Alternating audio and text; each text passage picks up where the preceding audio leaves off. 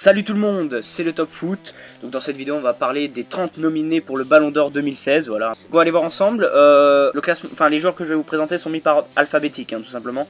Premier joueur Sergio Kun Agüero, donc attaquant exceptionnel, un argentin, évoluant à Manchester City. Chaque année il met environ 20 buts par saison en première ligue. Voilà, il est exceptionnel.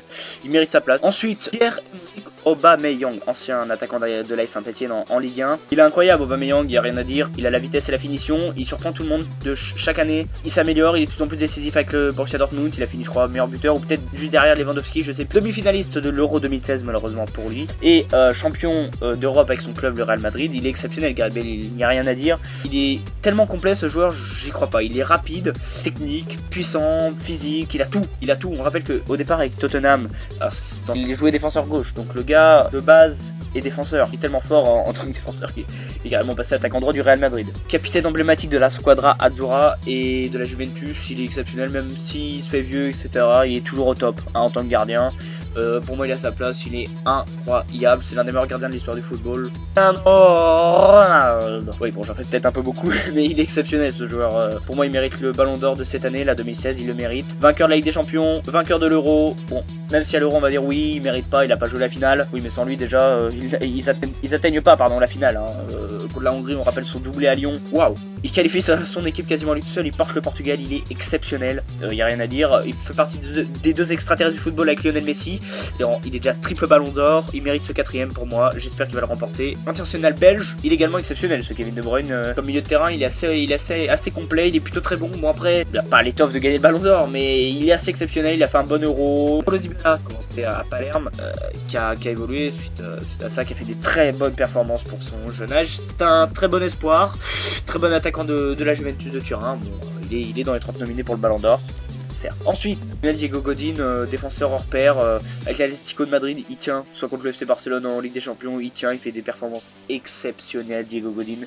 National uruguayen, il n'y a rien à dire, il mérite sa place. C'est comme un Pépé, c'est un défenseur qui est pas incroyable, qui est pas fantastique sur le terrain, mais qui est tellement bon défensivement dans son domaine qu'il mérite sa place. Ensuite, le petit chouchou français, Antoine Griezmann. Quel attaquant malheureusement pour lui, il va pas avoir le Ballon d'Or parce qu'il a pas assez de trophées au final, mais quelle saison il nous a fait en 2016. Voilà, il mérite dans les 3 premiers. Je pense qu'il va finir 3ème derrière Messi parce que Messi en ce moment est vraiment au top. Antoine Griezmann, exceptionnel. Malheureusement pour lui, il gagne pas la Ligue des Champions, il perd en finale.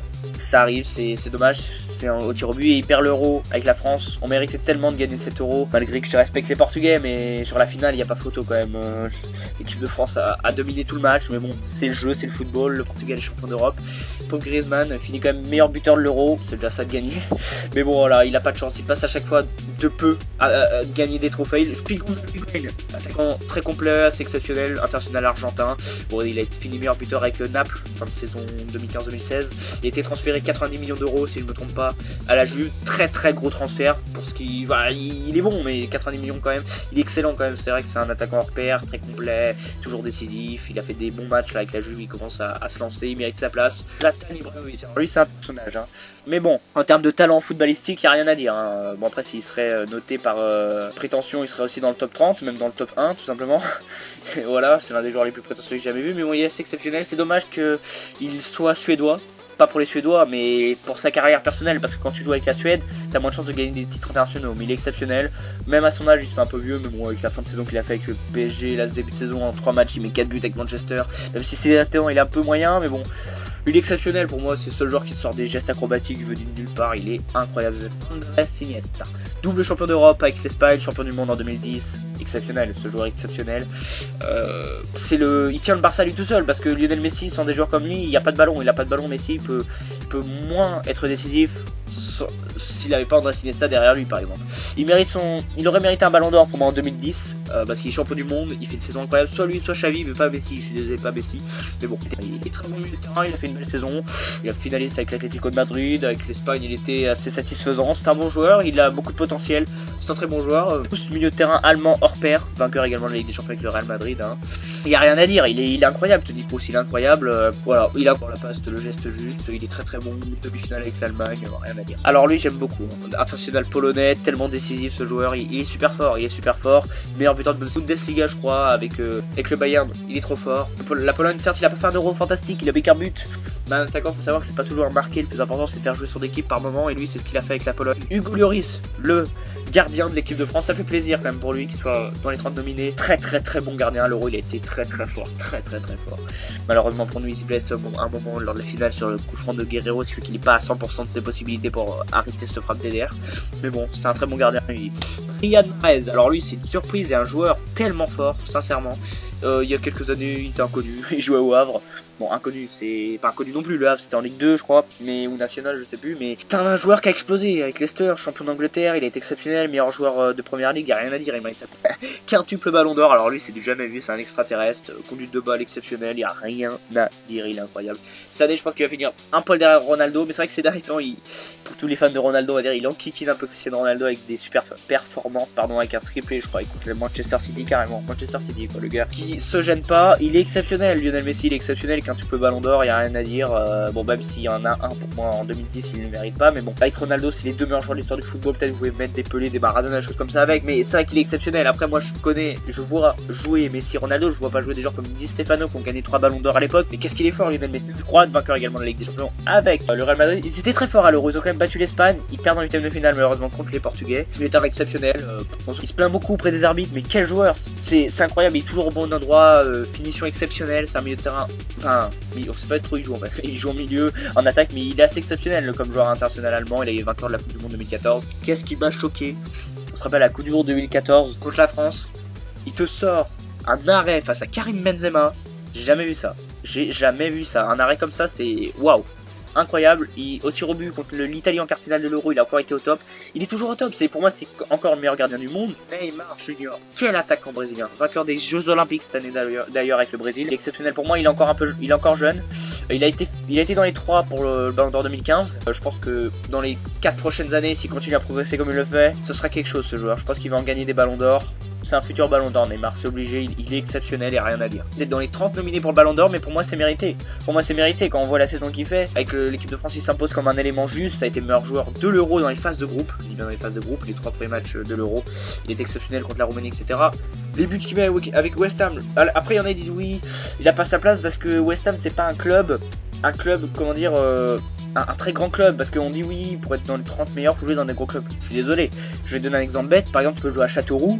Si tu mets 50 buts par saison, t'es le meilleur joueur du monde quasiment. Enfin, je veux dire, ça n'a rien à voir. C'est même plus dur de marquer 50 buts avec Châteauroux qu'avec le Real Madrid parce que t'as moins de ballons.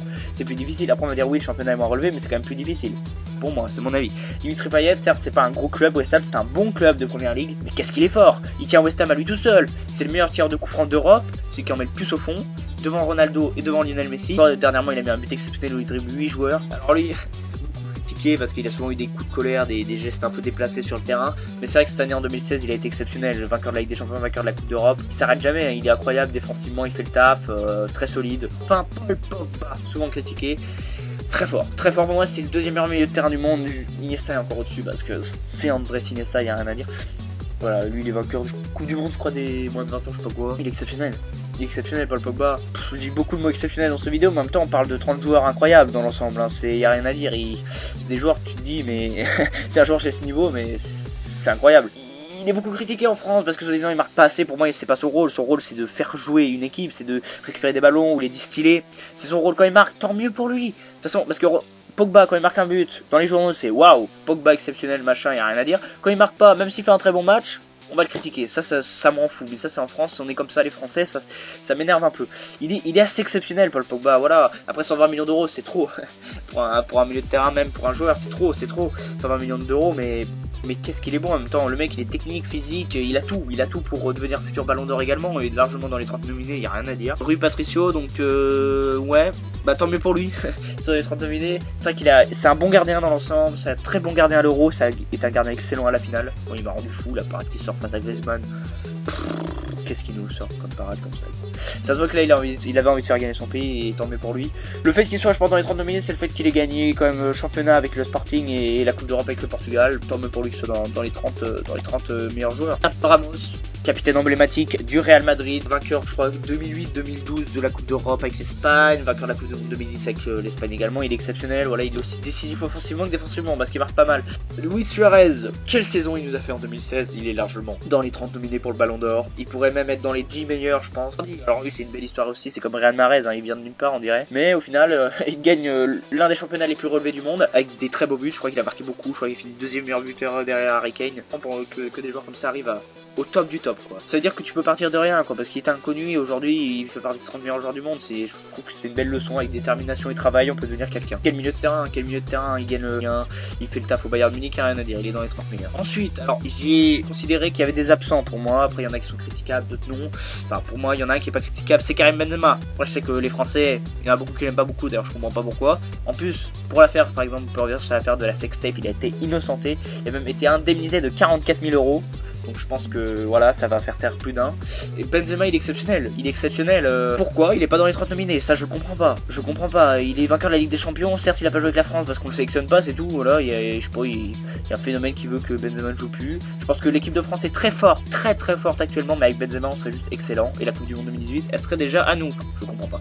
Après j'ai mis Alexis Sanchez parce que pour moi il est exceptionnel, il est dans les 30 meilleurs, international chilien, c'est un très bon joueur, il a joué au FC Barcelone, etc. Il est bon, il gagne les Coupes d'Amérique également aux côtés d'Arturo Vidal pour le Chili, il est exceptionnel. Ensuite Eden Hazard, alors Eden Hazard il est contestable. Il a commencé à être au top 2 mois avant l'Euro où il s'est réveillé avec Chelsea, avant il était néant, rien.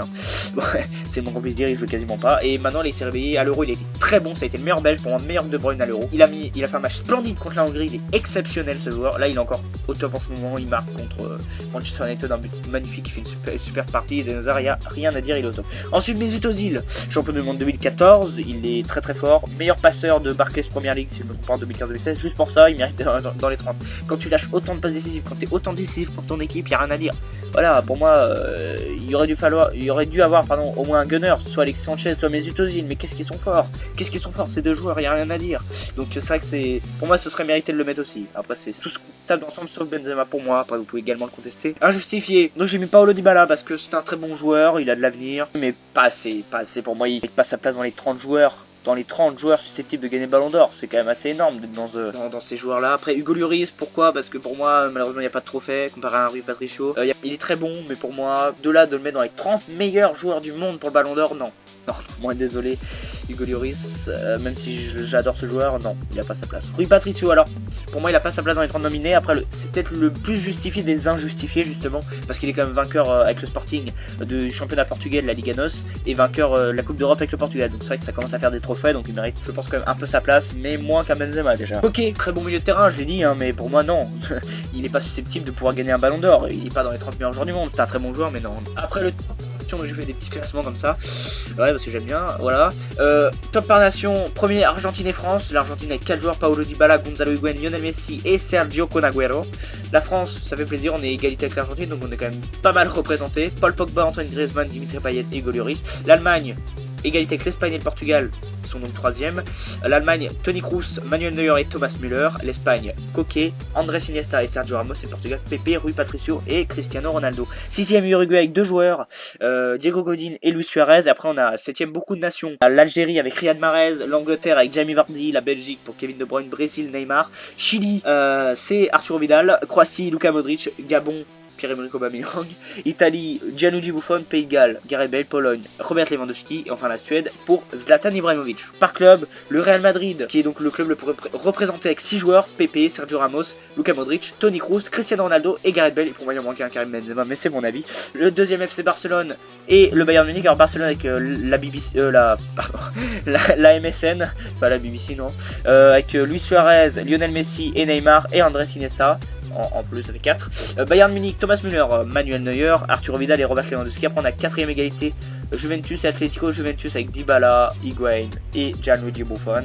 L'Atlético de Madrid avec Antoine Griezmann, Diego Godin et Koke. Ensuite 6ème égalité, tous 2 joueurs, Manchester United pour Paul Pogba et Zlatan Ibrahimovic. Manchester City pour Kevin De Bruyne et Sergio Kun Agüero. Et Leicester City pour Jamie Vardy et Riyad Mahrez. Ensuite 9ème, 4 clubs, 9ème pour un représentant à chaque fois. Sporting Lisbonne, Rui Patricio. West Ham United, Dimitri Payet. Borussia Dortmund, c'est Pierre-Emerick Aubameyang et Tottenham Hotspur. Les Spurs et Hugo Lloris qui les représentent. Ensuite, on passe au championnat. Les premiers, c'est donc la Liga Santander, donc c'est l'ancien nom, c'était la Liga BBVA, donc la Ligue espagnole. Il y a 13 joueurs qui sont représentés. Donc on a les 6 du Real Madrid que j'ai déjà annoncé, les 4 du FC Barcelone et les 3 de l'Atlético de Madrid, ça fait 13. Ensuite, deuxième, c'est la Première Ligue avec 8 joueurs. Donc c'est l'ancien nom, c'était Barclays Première Ligue, maintenant c'est tout simplement Première Ligue. On a donc 8 joueurs, on a les 2 de Manchester City, les 2 de Manchester United, les 2 de Leicester, 1 de Tottenham et 1 de West Ham, ça fait 8 joueurs représentés. Troisième, Bundesliga avec 5 joueurs, donc on a les 4 du Bayern Munich et 1 du Borussia Dortmund, ça fait 5, ils sont donc troisième. Quatrième, c'est la Calcio, donc avant ça s'appelait la Serie A, mais c'est Calcio, je ne sais pas pourquoi. Il y en a 3 représentés, les 3 de la Juventus tout simplement. Et en cinquième, on a quand même la Liga NOS qui est représentée avec Rui Patricio. Malheureusement, il n'y a pas la Ligue 1. Elle aurait été si Zlatan Ibrahimovic était resté au PSG. Pour finir, merci d'avoir regardé la vidéo jusqu'au bout. C'était donc le Top Foot. Je vous remercie. Abonnez-vous si vous avez aimé le concept